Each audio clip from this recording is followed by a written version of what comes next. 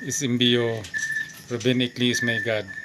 Good morning sa bawat isa sa atin sa mundo nating ginagalawan ngayon ang katanlupa natin. Yung mga tao na nagbasa akin, wala. Nakakaawa kayo lahat. Hintayin nyo lang, hindi kasi ako sili na agad-agad. Kan ba? Maghalang agad. Hintayin nyo talaga. Darating at darating talaga yan yung hinahanap nyo.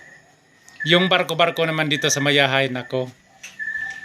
Yung kapitan dito, sinabi ko niya dati sa asawa niya, wala akong ibang hiling na pag manalo yung asawa mo, yung barko-barko i-develop. Hanggang dati, yung nagkampanya dati si Sir Binglin at saka si Madam Jid, yun ang sinasabi ko, i-develop ang barko-barko. Hanggang ngayon ang barko-barko lubog pa rin. Yun ang totoo. Kasi yung barko-barko is landmark yan dito sa Barangay Mayay. Pero walang nangyari. Hindi kasi ako opisyali sa barangay. Hindi rin ako opisyali sa gobyerno. Pero pinaabot ko na talaga yun sa gobyerno at saka sa barangay dito. Pero walang nangyari. Pero kaya nga ako, dahil sa mahal ko ang Panginoon ko na siya nagbigay sa akin, kung wala sila, wala ang Panginoon. Dahil gaya ng mga tao na sabi natin, tanyag ngayon, yung mga anting-anting nyo saan ba nagmula, galing din yan kay Ruben Iclio. Kung sino ang mga matanda makilala sa buong salibutan, galing yan kay Ruben Iclio, ang kapangyarihan na yun. Nakatawa, no? Tingnan nyo ngayon. Hanggang ngayon dito si Jimmy nakatayo pa rin. Hinaman ko yung mga makukulam may kumagat sa akin, pero yung nagkulam sa akin, hintayin mo, mamatay ka unti-unti. Yung mga nagbasa akin sa local call ko, sa cellphone ko na kahit ano-anong i-text, misis, hintayin mo lang, mamatay ka rin. Pero napakasakit yung kamatayan mo. Alam mo kung bakit? Unti-unti lumalabo yung mga mata mo. Unti-unti humina yung pandinig mo. Lahat na nagbasa akin, yun ang mangyari sa inyo. Sinabi ko na sa inyo magbigay ako ng parusa. Bumalik ako sa buong salibutan para maningil sa lahat na nagkasala sa akin.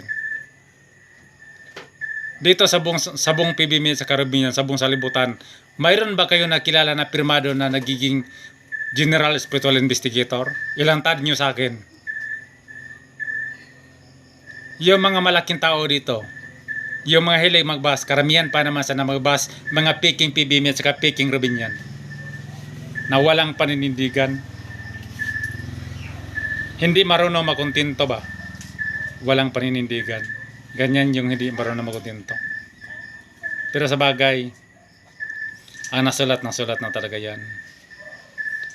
Ngayon, nagbigay pa ako ng magandang list o discount sa buong sanlibutan. Pero hanggang January 31 lang. Kasi pagka January, end of January, pagka February na, price is price ko na talaga.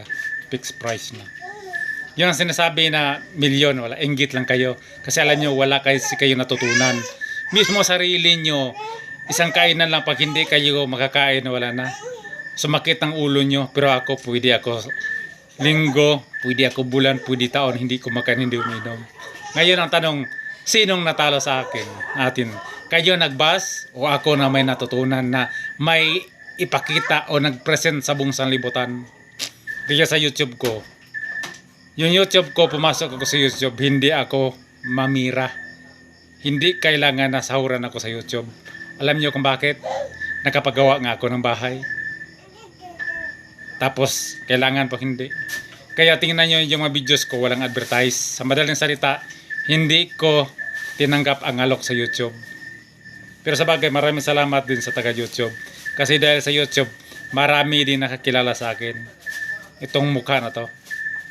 Pero wala tayong magawa Ang pira kasi, hindi habang buhay ang pira magamit nyo. Gaya sa akin ngayon. Pero yung pira kasi, pangalawa kasi yun sa Panginoon. Kaya, yung marami kasing mga namatay ngayon na inosente ba? Instead na hindi COVID, naging COVID kasi pre. Malaki kasing pundo sa gobyerno. Pero iwan ko lang kung wala ng pundo ang gobyerno, baka ang sakit hindi na COVID.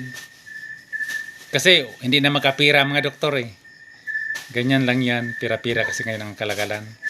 Napakatindi talaga sa WHO, World Health Organization. Pero matindi din talaga ako kasi yan ang buong mundo Lahat kasi puro hagip ba? Yan ako kabait. Nalala ko talaga dati yung kuan ba, nag-6 talaga yung kuan, yung yung babae kuan yun, yung sabihin natin na kuan ba, pipi. Tapos yung lalaki, bilyako ba. Tapos yung sa lalaki, tinira niya, hindi pinasok doon sa baba. Sabi ng babae, kuan, mamaw, mamaw, mamaw. Nako, tinaas na naman, hindi rin pinapasok. Yung sabi na ng babae, mus, mus, mus, mus, mus, mus. Yun, sa Tagalan na kasi pinasok ko sa lalaki. Sabi ng babae nga, ano, sabi niya, awu! Sa napasok na nga sa lalaki sa kanya, sabi ng, kuan, babae na, pipi, awu! Kaya, yun ang mangyari sa inyo. Kaya nabiro na ako ng konti. So, ingat na lang ganang buhay sa bautis sa atin. Yung mga tao na nagbasa sa akin, di ba, hintayin nyo talaga. Ganyan ako kabait. So, ingat ganang buhay sa bautis sa atin. Paalam po.